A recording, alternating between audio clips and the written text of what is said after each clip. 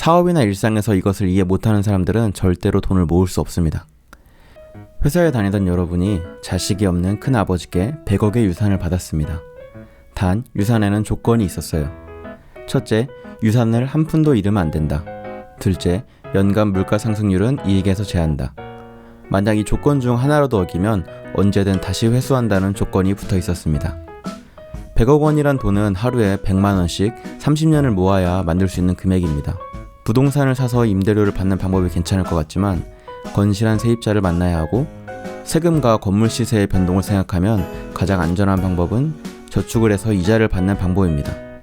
주식 투자는 요즘 시기에 더욱 겁나는 일이죠.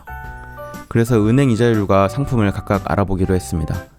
KB국민은행은 1년 만기 일반 정기예금 금리가 연 0.8%였습니다. NH농협은행은 0.75%, 우리은행은 0.65%, 하나은행은 0.75%였어요. 대부분 1%보다 낮았네요. 국민은행의 1년 만기 상품이 가장 높은 0.8%이므로 100억 원의 이자는 8천만 원 정도가 가능합니다. 15.4%인 이자 과세 1232만 원을 제하고 나니 세후 실수령액 100억 6,768만 원으로 6,768만 원을 벌었습니다. 작년 물가 상승률은 2.5%지만 희망적인 가정을 위해서 2019년도 물가 상승률인 0.4%를 적용해 볼게요. 100억 원에서 4천만 원은 평가 절하되었으니 6,768 빼기 4천만 원으로 해서 2,768만 원의 이익이 발생했습니다. 이것을 월별로 나누면 230만 원 정도밖에 되지 않습니다. 100억 원을 상속받았지만 실제로 수입은 월 230만 원이었습니다. 현재 최저임금으로 8시간 일하면 191만 4,440원을 받게 됩니다. 어떠셨나요? 잠깐이라도 행복하셨나요? 돈에 대해 조금이라도 관심 있는 분은 눈치채셨을 겁니다. 직장에서 받는 월급으로는 부자가 될 수 없다는 걸요. 그래서 사람들이 투자를 해야 한다, 부동산을 해야 한다, 부자가 되는 여러 가지 방법을 제시합니다. 하지만 달리기 하는 방법을 안다고 달리기를 잘하진 않죠. 김승호 회장님은 마치 삼촌처럼 달리기 하는 방법뿐 아니라 마음가짐, 훈련 방법에 대해서 알려주셨습니다. 저는 처음 들었던 이야기들을 해주셨는데요. 책 제목과도 같은 돈의 속성에 대해서 알려주셨습니다. 5가지를 한 번에 알고 싶은 마음은 알겠지만 스킵하지 마시고 한 가지씩 들어보세요. 나중 이야기가 이해가 되지 않는 부분이 있으실 수도 있어요. 첫 번째로 돈은 인격체다. 무슨 소리야 하고 생각했었는데 듣고 보니 고개를 끄덕일 수가 있었습니다. 경험담을 하나 들려주셨는데요. 한 남자가 백화점 앞에서 구걸을 하고 있었습니다. 김승호 회장님도 그 사람에게 돈을 주고 쇼핑하는 가족들을 기다릴 겸 그 사람을 지켜보고 있었습니다. 구걸을 하다가 인도 여자가 제법 큰 돈을 줬습니다. 저녁을 먹을 돈이 마련되었는지 자리에서 일어나더군요. 그리고는 구걸통에서 주섬주섬 하더니 동전들을 버리고 가버렸습니다. 그 이후에도 많은 사람이 그곳을 지났지만 동전을 줍지 않았습니다. 김승호 회장님은 그곳에서 동전 3개를 주워왔습니다. 왜냐하면 작은 돈을 함부로 여기는 사람은 큰 돈을 다룰 수 없다는 사실을 알기 때문이죠. 돈은 자기를 소중히 여기는 사람에게 붙어있기를 좋아하고 함부로 대하는 사람에겐 패가망신의 보복을 퍼붓기도 합니다. 돈을 어떻게 벌고 어떻게 써야 하냐는 질문이 나한테 생길 때마다 돈을 인격체로 생각해보세요. 마치 깊은 우정을 나눈 친구처럼 생각하면 됩니다. 이 생각을 시작하는 순간 여러분의 경제적 관념이 완전히 바뀌게 됩니다.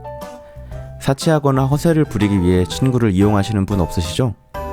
돈을 인격체로 받아들이고 깊은 우정을 나눈 친구처럼 대한다면 작은 돈을 절대로 함부로 하지 않게 되고 큰 돈은 마땅히 보내야 할 곳에 보내주게 될 것입니다. 작은 돈을 함부로 하게 되면 작은 돈이 큰 돈에게 가서 이 사람은 돈을 함부로 한다고 알려줍니다. 저 사람에게 가면 합당한 대우를 못 받는다고 얘기합니다. 합당한 대우를 하는 사람들한테 가서는 자식을 낳기도 합니다. 돈은 인격체이기 때문에 돈을 사랑하되 과하지 말고 품더라도 보낼 줄 알아야 하고 절대 함부로 대하지 말라고 하시더군요. 폭력, 불법, 도박으로 들어온 돈들은 언제든지 뛰쳐나갈 준비가 되어 있어요. 심지어 주인을 해치기도 합니다. 위험한 돈이랑 절대로 친해질 생각은 하지도 마세요. 규칙적인 수입의 힘. 사업이나 일상에서 이것을 이해 못하는 사람들은 절대로 돈을 모을 수 없습니다. 일정하게 들어오는 돈은 일정하게 들어오는 것 자체가 엄청난 힘입니다. 매달 100만원씩 버는 사람은 어쩌다가 1000만원을 버는 사람보다 훨씬 힘이 셉니다. 농사를 짓는데 필요한 강수량이 1000mm라고 가정해볼게요. 봄에는 500mm가 한 번에 오고 가을에 500mm가 한 번에 온다면 그 땅에서는 농사를 지을 수 없습니다. 대신 하루 10mm씩이라도 매일 꾸준히 내리면 상당히 좋은 결실을 맺을 수 있습니다. 한 번에 들어오는 돈은 실제 가치보다 커 보이는 착각을 일으키게 됩니다. 그로 인해서 자연스럽게 본인 수입보다 더 과하게 소비를 하게 되죠. 정규적인 돈과 비정규적인 돈이 싸우면 정규적인 돈이 언제든 이기기 마련입니다. 규칙적인 수입의 가장 큰 장점은 미래 예측이 가능해진다는 점이죠. 이를 통해 금융자산의 가장 큰 적인 리스크를 제어할 수 있습니다. 또 고생해서 번 돈은 공짜 돈보다 힘이 셉니다. 숫자는 동일하더라도 과정에 따라 돈의 무게가 다릅니다. 갑자기 사업을 해서 돈을 벌거나 유산, 누가 줬거나 복권 같은 돈은 꾸준히 모아서 모은 돈과는 전혀 다른 가치를 갖고 있습니다. 이렇게 갑자기 들어온 큰 돈은 쉽게 나가게 되지만 같은 금액의 돈이라 해도 열심히 모은 돈은 여러 번 생각해보고 지출하게 되죠. 때문에 유동적인 금액으로 나의 수입을 잡는 것보다 정기적으로 들어오는 돈으로 수입을 측정해야 합니다. 수입이 비정규적인 사람은 정규적인 수입 자산으로 옮기는 작업을 해야 합니다. 수입이 일정하지 않다는 말은 개인의 재능이나 재주가 많아서 단기간 많은 수입을 얻을 수 있다는 뜻입니다. 이런 사람들은 자신의 수입이 생기는 대로 일정한 소득이 나올 수 있는 부동산이나 배당 주식을 사서 소득을 옮겨 놓아야 합니다. 하루라도 빨리 일정한 소득으로 옮겨 놓지 않으면 비정규적인 돈은 정규적인 돈을 소유한 사람들에게 빨려 들어가고 말 것입니다. 정기적이고 고정적으로 들어오는 수입은 그 액수의 100배 규모의 자산을 갖고 있는 힘과 같습니다. 앞에서 들려드린 예화에서 정기적인 수입 230만 원을 갖고 있으면 100억 원의 자산과와 별반 다를 것이 없습니다. 돈을 버는 것만큼 모으고 지키는 것도 힘이 됩니다. 돈을 모으고 지키는 법은 다음 영상에서 말씀드려 볼게요. 돈의 각기 다른 성품. 다음 달에 나가야 하는 돈으로 주식 투자를 해본 경험이 있으신가요?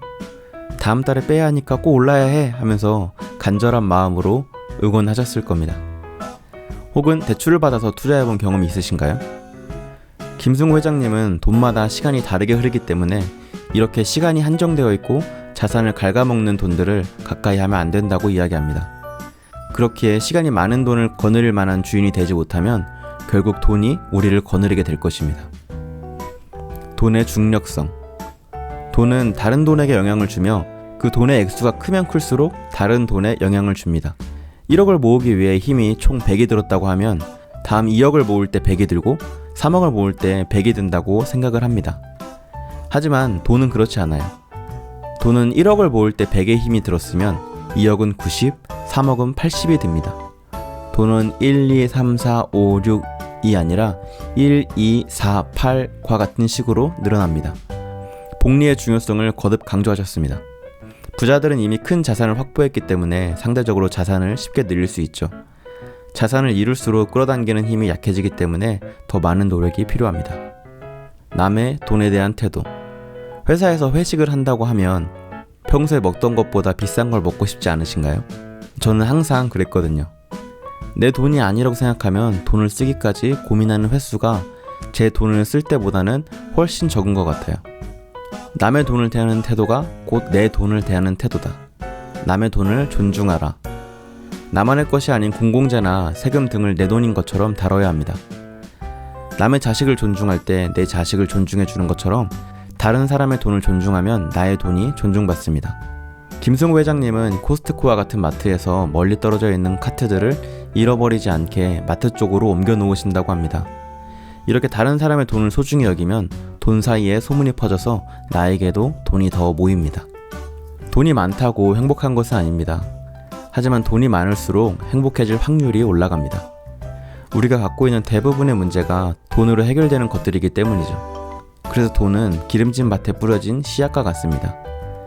기름진 밭은 돈을 의미하고 씨앗은 행복을 의미하죠. 밭이 기름질수록 씨앗에서 행복이라는 열매를 맺기 쉽습니다. 그냥 열심히 사는 것만으로는 부자가 될 수 없습니다.